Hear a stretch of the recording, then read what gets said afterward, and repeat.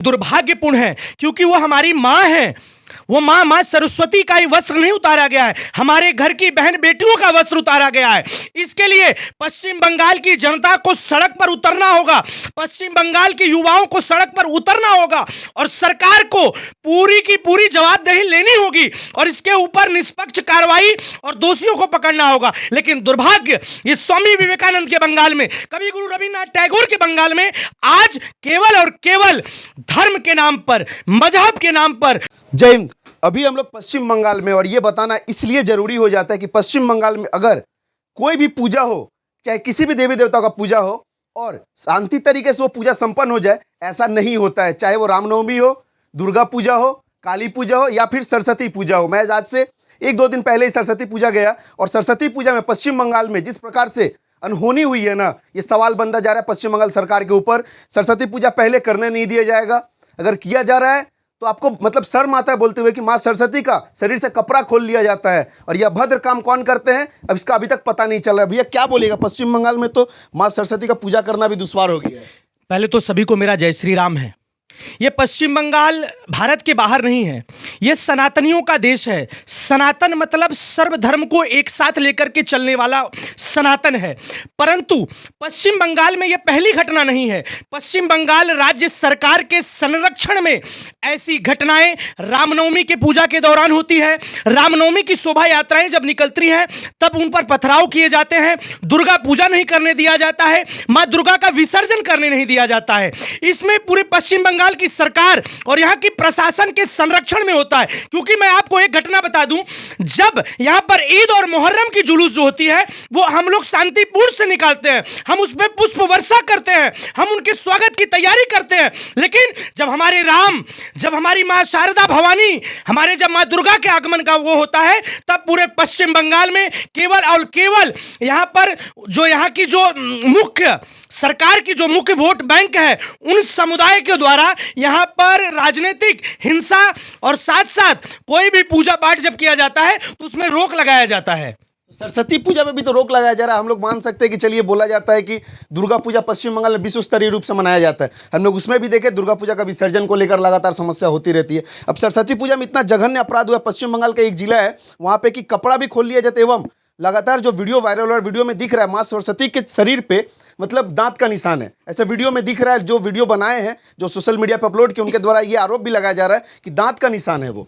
ये बहुत ही दुर्भाग्यपूर्ण है क्योंकि वो हमारी माँ है।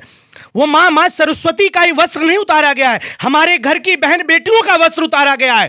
इसके लिए पश्चिम बंगाल की जनता को सड़क पर उतरना होगा, पश्चिम बंगाल के युवाओं को सड़क पर उतरना होगा और सरकार को पूरी की पूरी जवाबदेही लेनी होगी और इसके ऊपर निष्पक्ष कार्रवाई और दोषियों को पकड़ना होगा। लेकिन दुर्भाग्य, ये स्वामी विवेकानंद के बंगाल में, कवि गुरु रविन्द्रनाथ टैगोर के बंगाल में आज केवल और केवल धर्म के नाम पर, मजहब के नाम पर लोगों को गुमराह किया जा रहा है और हमारे भगवान, हमारे आस्था के साथ खिलवाड़ किया जा रहा है। हम इसकी घोर निंदा करते हैं और मैं ये कहता हूं, हमारी पूरी टीम, हमारा जो पूरे युवा मोर्चा है, वो आगामी दिन सड़क पर उतरेगी और राज्य सरकार को और वहां के स्थानीय प्रशासन को इसके लिए घेरेगी और उन्हें इसका जवाब देना होगा। अच्छा, जब बीजेपी इन सब जैसे घटनाओं का प्रतिवाद करती है तो लोग बोलते हैं कि ये तो हिंदू का पार्टी है, या बहुत सारे लोग बोलते हैं ये तो हिंदी भाषा भाषी का पार्टी है। तो जब पश्चिम बंगाल में माँ सरस्वती के साथ ऐसा अभद्र दुर्व्यवहार किया जा रहा है तो पश्चिम बंगाल में जो लोग हैं, चाहे वो बंगाली हो, हिंदू हो, कोई भी हो, तो वो लोग प्रतिवाद क्यों नहीं कर रहे? देखिए, बंगाल में प्रतिवाद करने का कारण एक ही नहीं है, क्योंकि लोग जब प्रतिवाद करते हैं तो यहाँ की राज्य सरकार, हमारे ऐसे ऐसे कार्यकर्ता हैं जिन्हों घर से आज तक वो बेघर हैं, उनके ऊपर झूठे मामले लगा दिए जाते हैं, उनके ऊपर 50 से ज्यादा केसें लाद दिए जाते हैं, हमारे कार्यकर्ताओं को जेल में धमकाया जा रहा है। लेकिन हम निराशावादी नहीं हैं, हम आशावादी राजनीतिक दल के कार्यकर्ता हैं और हम डरने वाले नहीं हैं। लोग अपनी समय की अपेक्षा कर रहे हैं, समय का इंतजार कर रहे हैं। समय आने पर बैठी सरकार, बैठी राज्य सरकार की सत्ता का ईंट से ईंट बजा देने का काम हमारे राजनीतिक दल भारतीय जनता पार्टी का एक एक कार्यकर्ता सक्षम है और तैयार है और उनकी ईंट से ईंट हम बजा देंगे। जनता भी सड़क पर उतरेगी, जनता इसके पहले भी उतरी थी और जनता आगे भी सड़क पर उतरेगी, बस समय का इंतजार है। बकरे की अम्मा कब तक खैर मनाएगी, बस उसका इंतजार करिए। चलिए, दुर्गा पूजा के तरह सरस्वती पूजा भी पश्चिम बंगाल में काफी धूमधाम से मनाया जाता है और बहुत जगह पे तो बहुत भव्य तरीके से पंडाल भी बनाया जाता है। लेकिन जब ऐसी दुर्घटना घटती है ना, इस तरह के लोग हरकत कर देते हैं ना, तो शर्म आता है कि हम हिंदू होकर भी अपने देवी देवताओं का रक्षा नहीं कर पा रहे।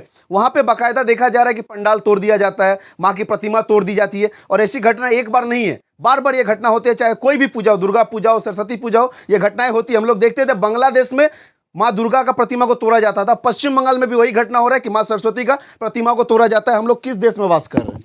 पश्चिम बंगाल रह कहाँ गया है? यहाँ पर तो बांग्लादेशी रोहिंग्या घुसपैठियों से पूरा पश्चिम बंगाल भर चुका है। बंगाल के लोगों को उनका अधिकार नहीं मिल रहा है। बंगाल के लोगों को सुरक्षा व्यवस्था हो या स्वास्थ्य की व्यवस्था हो, वो उनसे वंचित हैं, उन्हें नहीं मिल रहा है। उसकी सारी सुविधा और उसका पूरा लाभ राज्य सरकार द्वारा पोषित जो गुंडे और माफिया हैं, केवल उसकी सुविधा पश्चिम बंगाल को बांग्लादेश की ओर बढ़ रहा है। जिस पश्चिम बंगाल में बांग्लादेश जिंदाबाद के नारे लगते हैं, जिस पश्चिम बंगाल में यहां पर पाकिस्तानी नारे लगते हैं और उनके ऊपर कोई कार्रवाई नहीं की जाती है, आखिर क्यों? क्या यही स्वामी विवेकानंद का बंगाल है? क्या ये रामकृष्ण परमहंस का बंगाल है? क्या ये कवि गुरु रविन्द्रनाथ टैगोर का यही बंगाल है? जो बंगाल दुनिया को दिखाता था और दुनिया जो बंगाल आज सोचता था वो भारत कल सोचता था, लेकिन आज उस बंगाल की दिशा और दशा पूर्ण रूप से खराब कर दिया गया है। चलिए, अपने चैनल के माध्यम से हम तमाम लोगों से अनुरोध करना चाहते हैं कि जो लोग घर में बैठे बैठे ना फेसबुक और ट्विटर पे पोस्ट करते हैं, उनसे अनुरोध रहेगा कि जब आपके देवी देवताओं के साथ ऐसा हरकत होता है ना, तो उसके लिए रास्ते पे उतर के प्रतिवाद करना पड़ेगा, वरना वो दिन सच में दूर नहीं है कि आज देवी देवताओं के साथ हो रहा है, कल हमारे घर में ढुका जाएगा, हमारी बेटी बहन का कपड़ा टाना जाएगा। ये दिन भी दूर नहीं है। अगर हम लोग घर में बैठे रहेंगे तो वो दिन भी हम लोगों को देखना पड़ेगा, और हम लोग घर में चुपचाप बैठे रहेंगे और हमारे घर की इज्जत को लूटा जाएगा और हम लोग बेबस रहेंगे। तो उससे बेहतर है कि आप अगर आज प्रतिवाद करेंगे तो कहीं ना कहीं कल होके आपका जो फ्यूचर आने वाला है ना, वो सुरक्षित रहेगा। नहीं तो हम लोग भी हाथ बांध के बैठे रहेंगे और आने वाला जो आपका भविष्य में जो लोग हैं, आपके बाल बच्चे हैं, वो भी हाथ बांध के बैठे रहेंगे और कुछ नहीं होगा। हम लोग बेबस होके पश्चिम बंगाल छोड़ के चले जाएंगे। और यहाँ पे सच में कुछ विशेष तत्व जो है ना, उनके द्वारा जिस प्रकार से यहाँ पे अभद्र कार्य किया जा रहा है, आपसी विवाद, राजनीतिक विवाद, बंगाली बिहारी, हिंदी बंगला, इन सब चक्कर में लोग फंसे रह जाएंगे और असली जो मुद्दा है वहां से भटक जाते हैं और उसका फायदा ये लोग उठाते हैं और हमारे देवी देवताओं को तोड़ते हैं, हमारे देवी देवताओं का वस्त्र हरण करते हैं। तो अनुरोध रहेगा पश्चिम बंगाल पुलिस से भी कि जो भी लोग इस घटना का दायी है उसको गिरफ्तार कीजिए और उस पर कार्रवाई होनी चाहिए, उन पर नासा जैसा एक्ट लगना चाहिए, ताकि उन लोग उनको देख के और जो अपराधी है ना वो सोचे और ऐसा कार्य करने से ना डरे। जय हिंद।